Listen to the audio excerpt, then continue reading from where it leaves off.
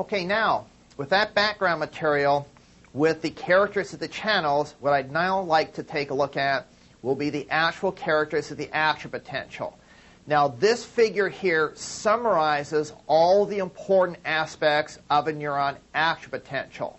Now, just to orient everyone to this figure, the dashed lines on this figure represent parameters that are measured in millivolts.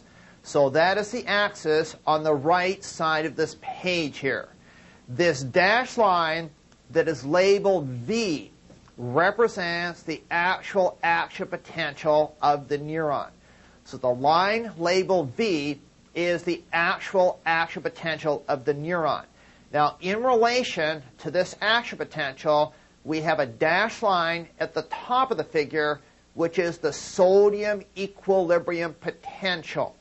We also have a dashed line at the bottom of the figure, which is the potassium equilibrium potential. Now, the first aspect I want to consider here is the net force on the ion.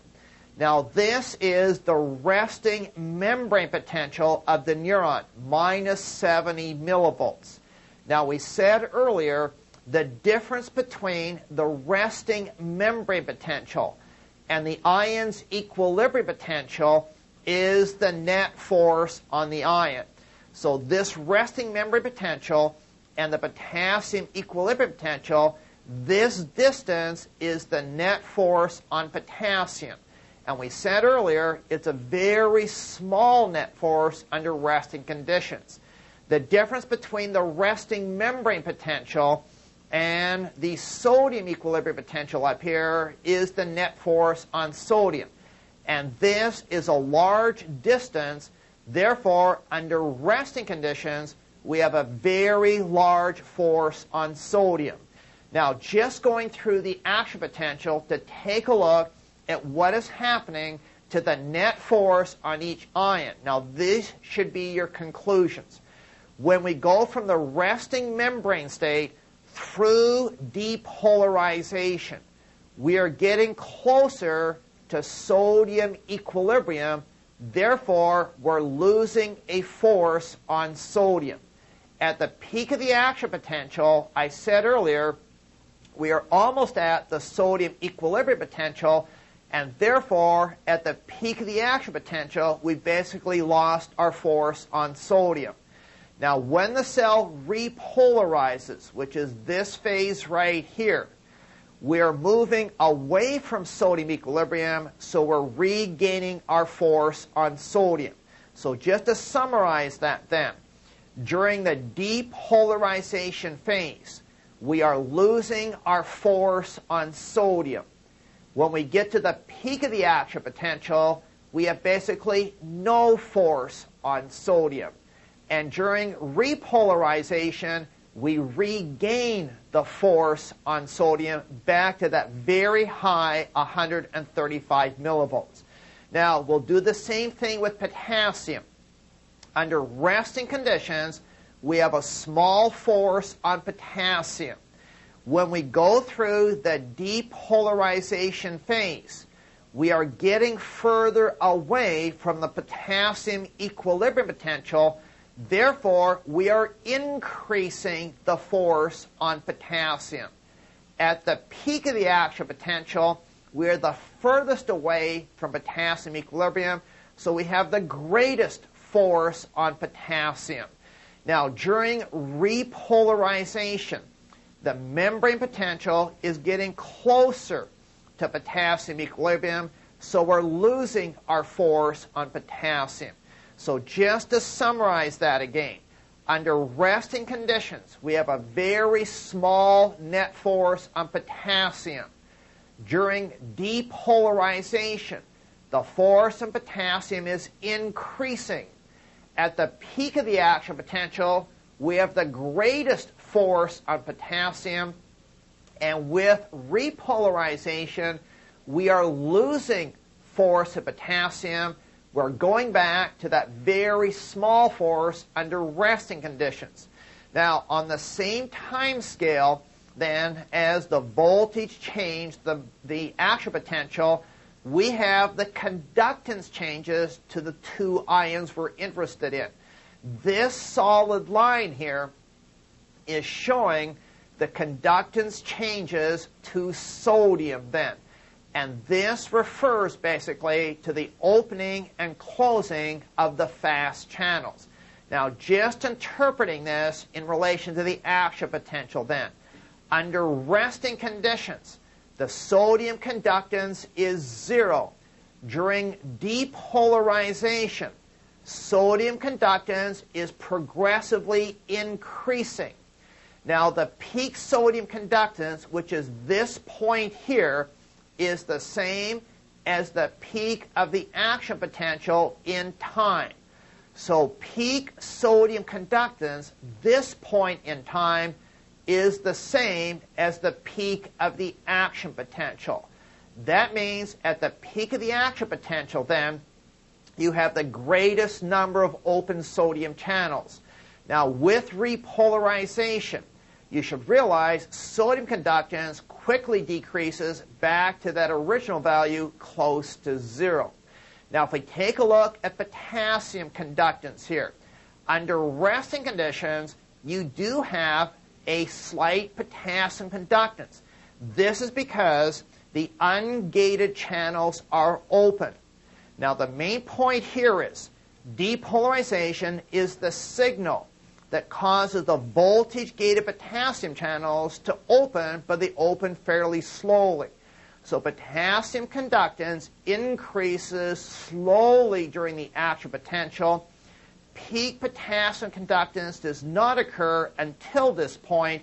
Now, they won't test the exact point, but you should realize peak sodium conductance is during the initial stages of repolarization.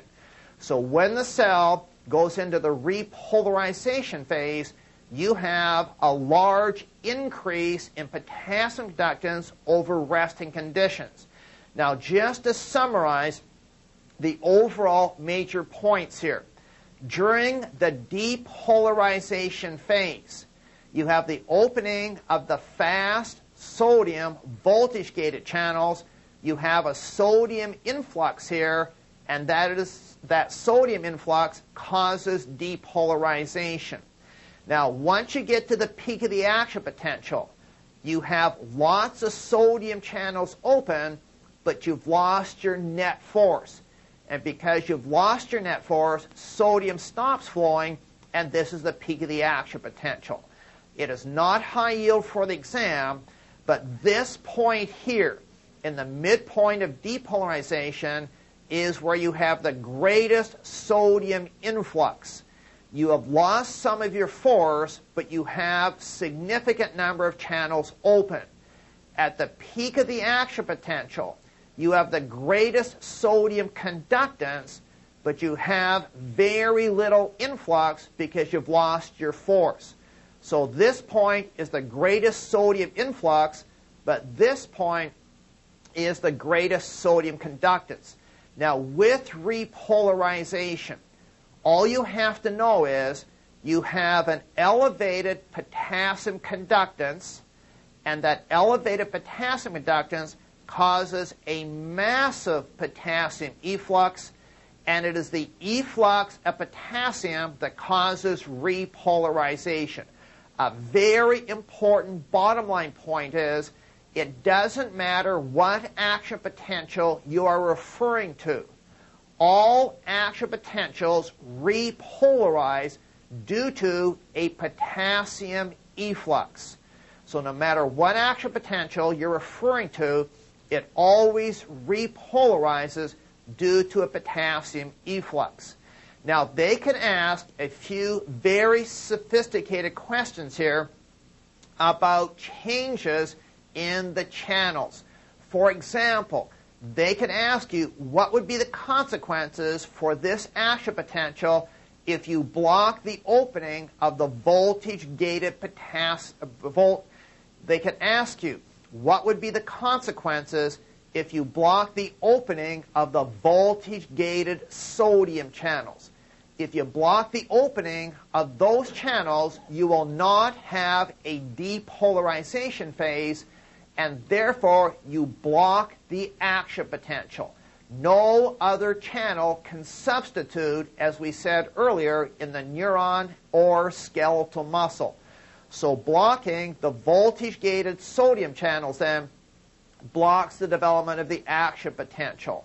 Now, another good logical question here would be to ask you the consequences of blocking the opening of the voltage-gated potassium channels.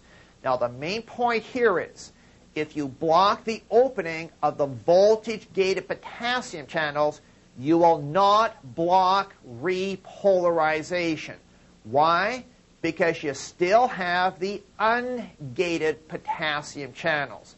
So if you block the voltage-gated potassium channels, you will still get an efflux through the ungated channels, but it will be a slower efflux because fewer channels are involved, and therefore repolarization would be slower then. You should understand, if you block the voltage-gated potassium channels, you would have a much slower repolarization. Now, those are all the important details of an action potential. If we go on and take a look at the properties of an action potential, again, we're looking at a neuron or skeletal muscle. The most important property is the refractory period. Now, in step 1, they will only test the absolute refractory period. And they may address it as the absolute refractory period. They can also test it as the functional refractory period. And even if they just ask you refractory period, you assume they're testing the absolute refractory period. They will not test on step 1 the relative refractory period. That is not a point they're interested in testing. Now, with the absolute refractory period, you should realize this is a period in time. The absolute refractory period is a period in time. Now, this period begins at threshold. So the absolute refractory period begins at threshold, and it continues until the cell almost completely repolarizes. So the absolute refractory period continues until the cell almost completely repolarizes. So the absolute refractory period is this period in time. And the absolute refractory period is a period where if you give a second stimulus, nothing happens. So if you give a second stimulus in this period here, nothing happens. You do not get a second action potential. Now, they also expect you to understand the mechanism of the absolute refractory period. The mechanism is the deactivation of the voltage-gated sodium channels. These channels open quickly and they close quickly, and they will not respond to a second stimulus until the cell repolarizes. So the voltage-gated sodium channels will be reactivated in the latter part of the action potential when the membrane potential gets back close to the resting level. They also expect you to know that it is the length of this absolute refractory period that determines the maximum frequency of action potentials you can generate in a neuron. The shorter the absolute refractory period, the higher the frequency you can actually generate, because you cannot generate a second action potential until you get beyond the absolute refractory period. Now, this would be one of the most discriminating questions they could ask in this area. Suppose you block the opening of the voltage-gated potassium channels. If you block the opening of the voltage-gated potassium channels, then you will still repolarize, but repolarization will be slower through the ungated potassium channels. And because repolarization is slower, the absolute refractory period would be longer. So if you block the voltage-gated potassium channels then, you have a slowed repolarization. You only have the ungated channels, and the absolute refractory period is longer, and therefore the maximum frequency of action potentials you can generate would be fewer in that neuron. That would be a very discriminating point to test on step 1. Now, the other characteristic that they may test will be factors that affect conduction velocity. Now, remember, velocity is speed. It is how fast the action potential is moving down the axon. It is measured in centimeters per second. Now, they won't test any details. You just have to know there are 2 main factors that affect velocity. One is cell diameter. The larger the diameter of the neuron, then the faster, the greater the velocity of the action potential. The second factor is the amount of myelin surrounding the axon. The more myelin you have surrounding the axon, the faster the action potential. The bottom line simply is, large myelinated nerve fibers are the fastest conducting nerve fibers, and smaller unmyelinated fibers are very slow conducting nerve fibers. No detail beyond that is important for step 1. Now that finishes off the characteristics of a neuron action potential, and don't forget that also applies to a skeletal muscle action potential. Now chapter 3 here summarizes the important aspects of synaptic transmission. Now, if they give you a detailed question about synaptic transmission on the exam, they're almost always going to ask you about neuromuscular transmission. This is the synapse you have to understand in detail. Now, what we have here is a figure, and I will go through this figure and highlight the important points in synaptic transmission here. But you have flow statements below this figure, and you should follow me through these flow statements as I go through this figure. Now, if this is the neuromuscular junction, you should realize there is no decision-making at this synapse. One action potential that comes down the motor neuron, and this is the terminal part of a motor neuron. One action potential coming down this motor neuron should generate one action potential that goes across the surface of the skeletal muscle membrane. So if the neuromuscular junction is working, then normally it's a 1-to-1 relationship. One action potential coming down here will cause one action potential to go across the surface of the skeletal muscle membrane. And this is the cell membrane of the skeletal muscle fiber. Just to orient everyone, this would be the extracellular fluid, and from this point here over to this point here, this would designate the synaptic region. I'm actually moving the arrow here through the synaptic cleft. This would be the intracellular fluid inside that skeletal muscle cell. Now, all we're going to do here is to follow the individual events from the time this action potential enters the latter part of the neuron membrane until it produces a new action potential.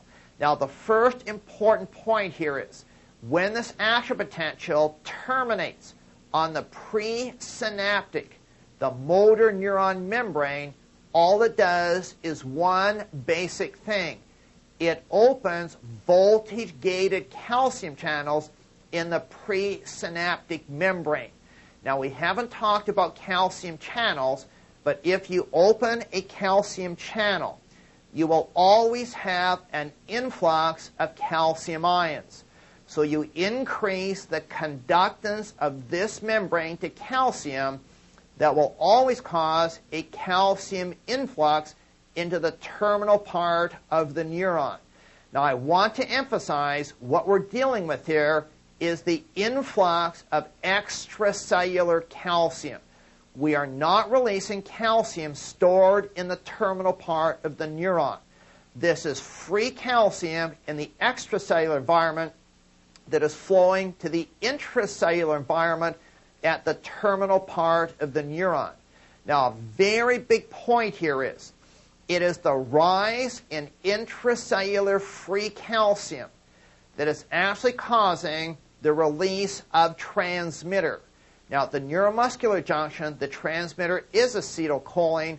Therefore, a rise in free calcium in the terminal part of the neuron is the signal to cause the release of acetylcholine into the synaptic cleft. Just to underscore that point, if I took a micro syringe and injected some free calcium into the terminal part of this neuron, that would automatically cause the release of acetylcholine into the synaptic cleft. All you need is a rise in free calcium to release the transmitter. Now, once this transmitter acetylcholine is released into the synaptic cleft, it will diffuse to the postsynaptic membrane. Now, it is the postsynaptic membrane that has the receptors for acetylcholine. Now, most of the receptors, then, for a transmitter are on the postsynaptic membrane. I know there can be some on the presynaptic membrane, but the best answer is always the postsynaptic membrane. You should also realize the time taken to release this transmitter and the time required to diffuse to the postsynaptic membrane and attach to the receptor is the largest time component in synaptic transmission. So synaptic delay is mainly due to the time required to release the transmitter and for it diffuse to the postsynaptic membrane. Now, as I said, the postsynaptic membrane has the receptors to the transmitter. And the unique point is these receptors for the transmitter are part of a ligand-gated channel.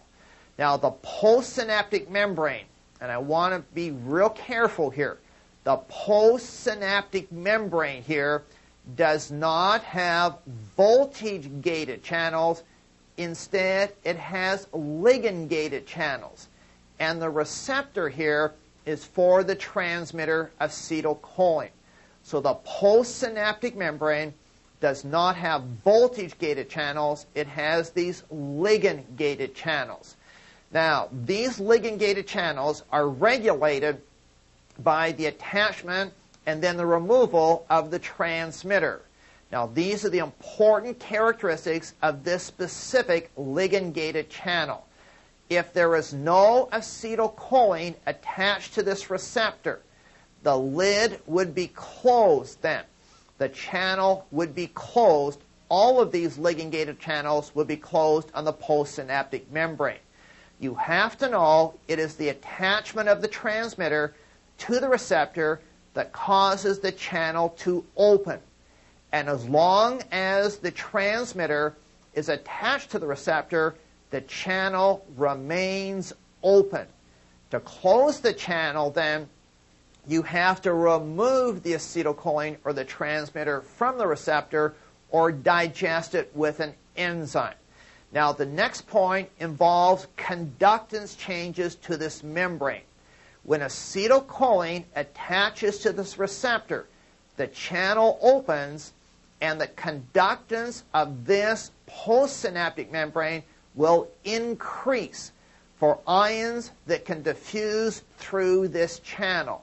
Now, it turns out that sodium and potassium can diffuse through this channel. Therefore, the attachment of acetylcholine increases this membrane conductance to both sodium and potassium. But the big point here is, because there's a larger force on sodium, the dominant ion flowing will be sodium, and it will be an influx. So because the largest force is on sodium, you mainly have a sodium influx then into the intracellular environment of the skeletal muscle cell. Now, this influx of sodium will cause a depolarization. And this depolarization is called an end plate potential. Now, this term is location specific. End plate potential refers specifically to the depolarization of the postsynaptic membrane at the neuromuscular junction. Now, they wouldn't test details beyond this, but this end plate potential is the amount of depolarization. So if the membrane potential was minus 70 and sodium flows in and makes it go to minus 50, this end plate potential would be 20 millivolts. Now, the important point here is it is this end plate potential, it is this depolarization that triggers the next action potential. You must have a depolarization of the membrane then to trigger the voltage-gated sodium channels. And you should realize within the synaptic membrane, there are no voltage-gated sodium channels, and therefore you cannot trigger the next action potential within the synaptic region. The voltage-gated sodium channels are not present until you get out of the synaptic region to the free surface of the membrane. So at this point right here, and at the other side, at this point right here, is where you have voltage-gated sodium channels. So it is the depolarization of the membrane at this point that causes the voltage-gated sodium channels to open and the development of a brand new action potential. So just to summarize that then, it is the end plate potential that depolarizes the membrane initially. And that is the trigger for the voltage-gated sodium channels here to quickly open. Sodium flows in here, and you generate an action potential that goes across the surface of the membrane. So that represents all the details of synaptic transmission at the neuromuscular junction. Now, the next page here simply summarizes some additional details about the synthesis and the removal of acetylcholine. Now, again, this is not real high-yield information. You only have to know the main points here. The first point is acetylcholine is synthesized in the motor neuron terminal. You use acetyl-CoA as a substrate and choline, and what catalyzes this synthesis is choline acetyltransferase. So acetylcholine is synthesized in the nerve terminal. Now, once it is synthesized, it is packaged in vesicles and released in a quantal manner into the synaptic cleft. Now, as we said earlier, this acetylcholine will attach to ligand-dependent channels on the postsynaptic membrane, and as long as the acetylcholine is attached, then the channel is open.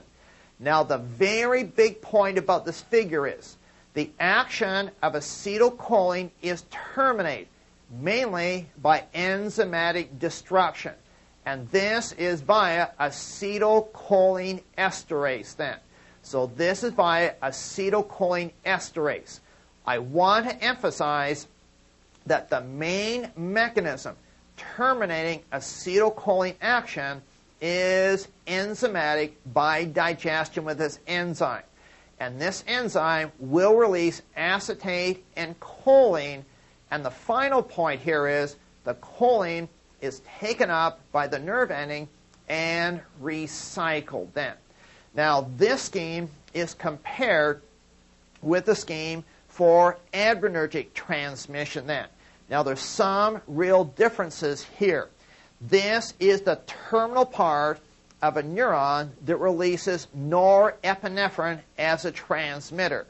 Now, the basic substrate for the synthesis of norepinephrine is tyrosine. Now, the nerve terminal does not manufacture the tyrosine, it is taken up by the cell. So this substrate is taken up by the cell. The first two steps in the synthesis will occur in the cytoplasm, and the main limiting step here, the main rate limiting step, is the first step, which is catalyzed by tyrosine hydroxylase, which converts tyrosine to dopa. Now, once you form the dopamine, then it is taken up into a vesicle, and it's in the vesicle where you have the final synthesis of norepinephrine. Now, this norepinephrine can be slowly released through this membrane and be digested by MAO that would deactivate the norepinephrine. But most of it will be released into the synaptic cleft. It goes to the postsynaptic membrane and attaches to receptors on the membrane.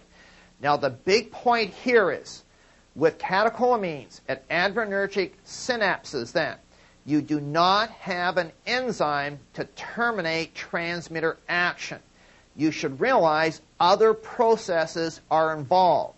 You can have diffusion away from the receptor, which is one mechanism to terminate action, but you should realize here that reuptake of the norepinephrine by the nerve terminal is a major mechanism of terminating norepinephrine activity. So just to repeat that, the major mechanism of terminating the activity of norepinephrine is the reuptake of the norepinephrine into the nerve terminal.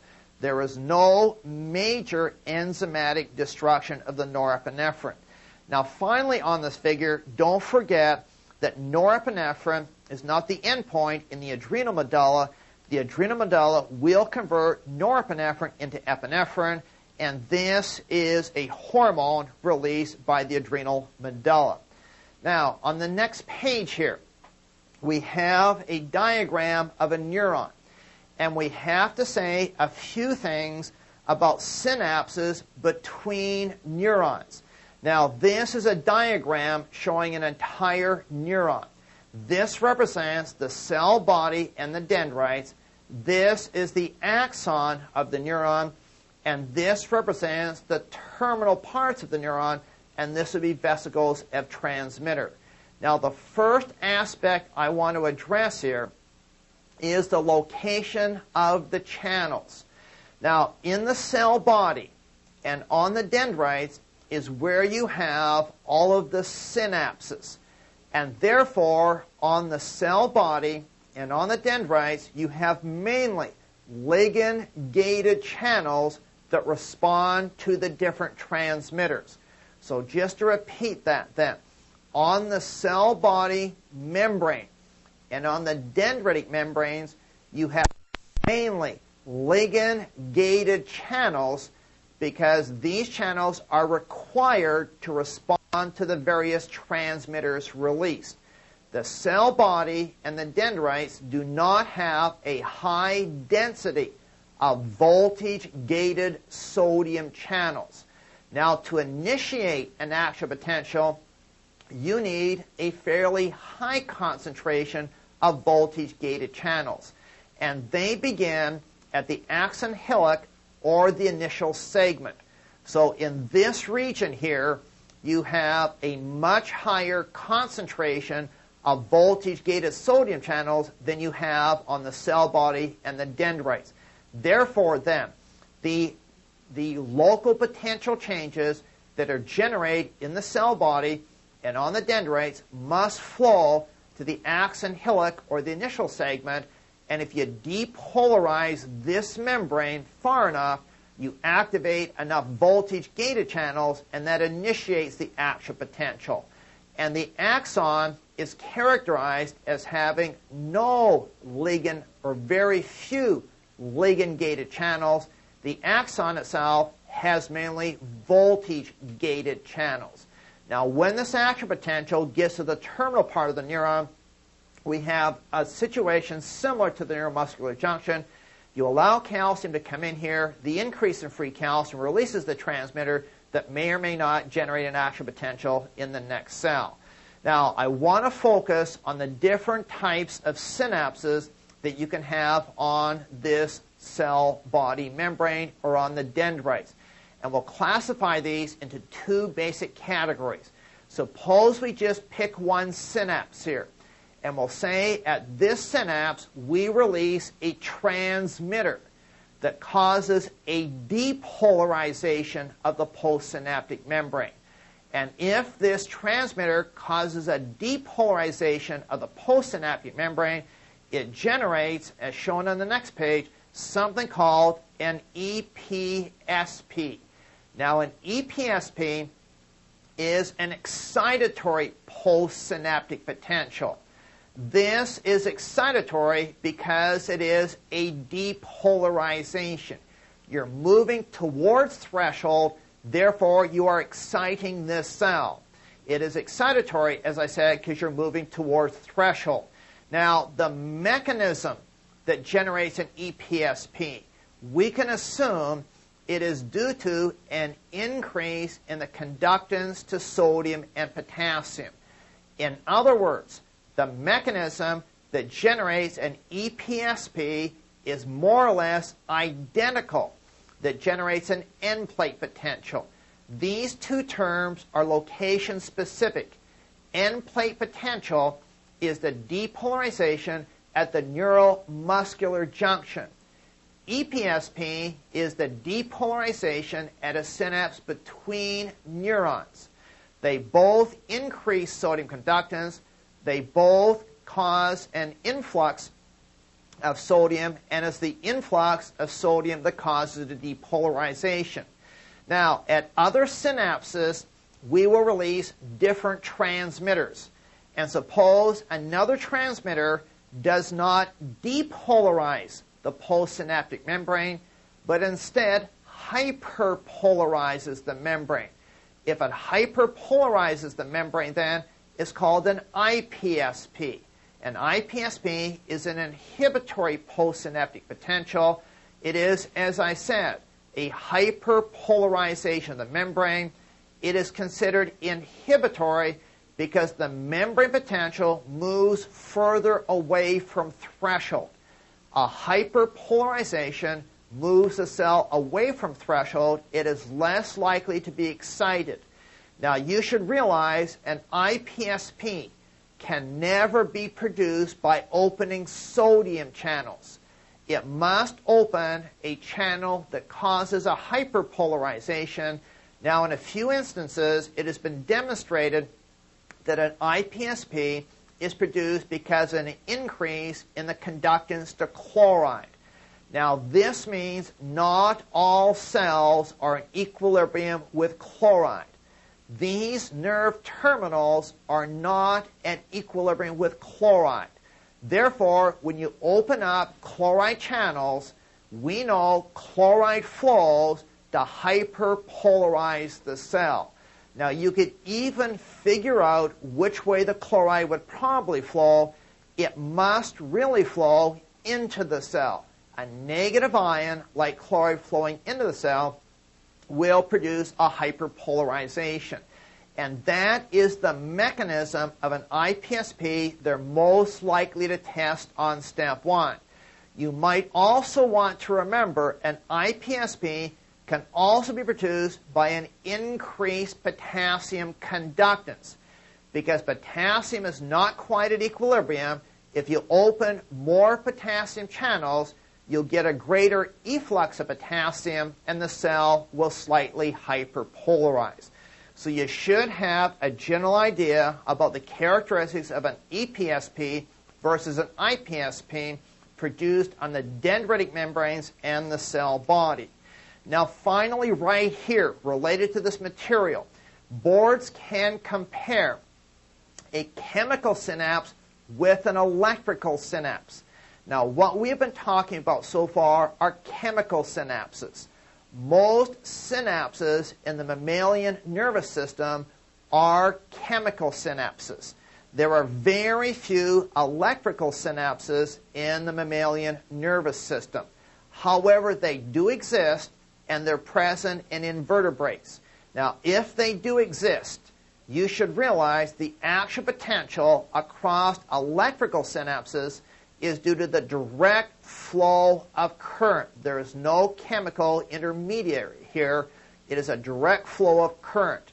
Now, an electrical synapse can conduct in both directions, and there's essentially no delay. Now, this is very different with a chemical synapse then. In electrical synapse, then, they work in both directions, and there is no delay basically at all. Now, electrical synapses are basically similar to gap junctions. Gap junctions are just regions of low electrical resistance that connect cells basically electrically. So electrical synapses are caused by the direct flow of current from cell to cell through structures very similar to gap junctions. Now, we'll talk about this later, but gap junctions are present on cardiac muscle cells and smooth muscle cells. And therefore, these cells are connected electrically, and the action potential can flow from cell to cell. Now, bores can have a very unique way of testing your understanding of electrical versus chemical synapses by creating a specific artificial situation.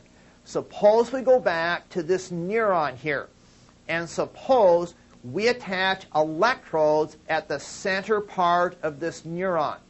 Now, if I place these artificial electrodes at the central part of this neuron, and I depolarize the axon to threshold. If I depolarize the threshold at this point here, I generate an action potential that goes downstream to the terminal part of the neuron. I will also generate an action potential that goes upstream towards the cell body.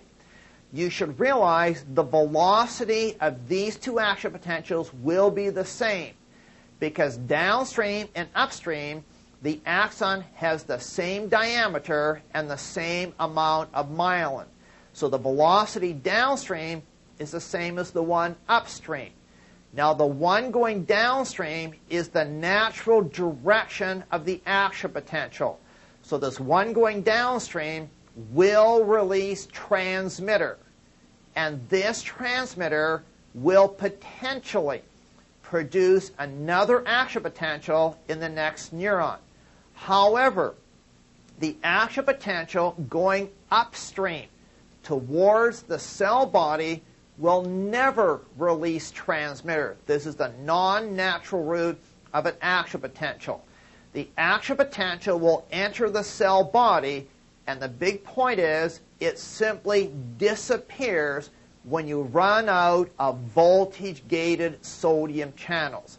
So once you enter the cell body, the density of voltage-gated sodium channels diminishes, and at some point that action potential simply disappears.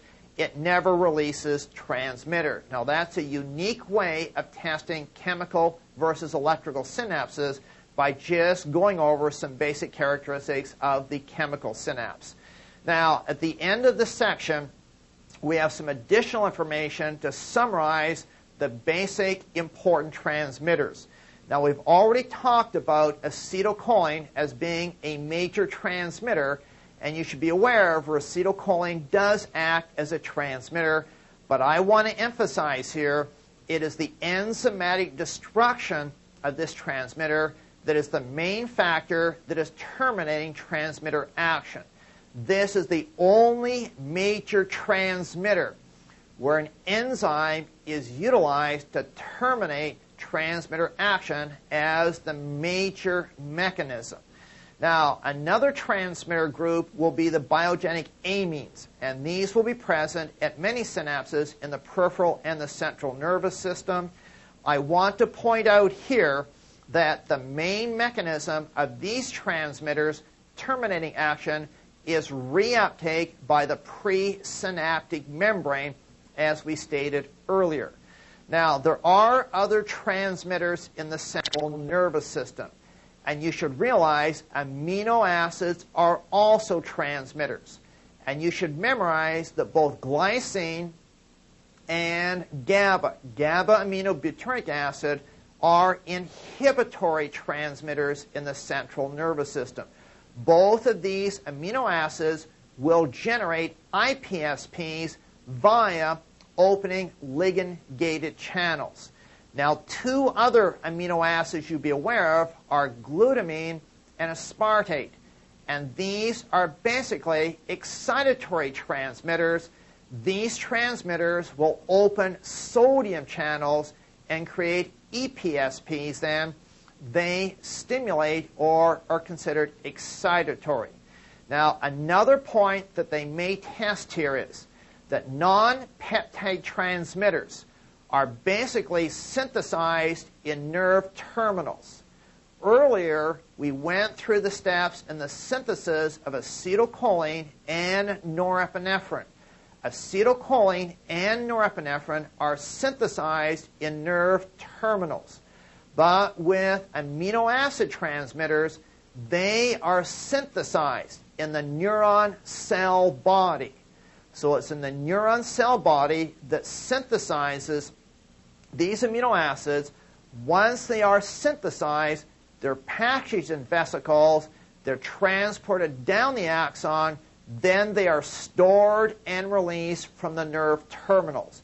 The bottom line point is the amino acids are synthesized in the cell body of the neuron, but they are stored and released from the nerve terminals. Now, just like catecholamines, you do not use enzymatic destruction as a major mechanism of terminating activity. It is mainly reuptake by the presynaptic membrane that terminates activity. Now, another transmitter that's not too important for our purposes is nitric oxide. Now, nitric oxide is a lipid-soluble transmitter. Therefore, it cannot be stored in vesicles. If you try to store a lipid-soluble substance in a vesicle, it simply diffuses across that membrane and will dissipate very quickly. So nitric oxide is a lipid-soluble transmitter. It is synthesized as it is needed. The big point here, it is synthesized as it is needed, and it is also an inhibitory transmitter in the central nervous system and the enteric nervous system. There's a few other substances that are released at synapses that are not transmitters. These are called neuromodulators. Now, as I said, they are not transmitters. They function by altering the sensitivity of the synaptic membranes. So they alter the effect of the transmitter on the postsynaptic membrane, and therefore they alter the activity of the synaptic membrane. Now, these neuromodulators are frequently peptides released by the neurons, and a very small point is they do act at very low concentrations, but they generally have a long duration of activity. Now, finally here, we do have to say a few things about presynaptic inhibition then. Not a real important topic, but worth mentioning. Now, some inhibitory neurons can form collaterals that will synapse near the terminals of an excitatory action. Now, these collaterals almost always interfere with calcium influx. And therefore, because they generally diminish the calcium influx, they decrease the ability of this synapse to release transmitter. Now, we know a transmitter at one of these collaterals is GABA, so GABA does function as an inhibitory transmitter here. You might also want to be aware of the fact that at the presynaptic membrane, at adrenergic synapses, you can have alpha-2 receptors, and the transmitter norepinephrine can act presynaptically on these alpha-2 receptors to inhibit synaptic transmission. This terminates this section then. As I said, this is not a super high-yield topic for Step 1, but there are basic questions in this area that they test. And if you understand this material, other areas of physiology are more meaningful, and there is some spin-off to pharmacology.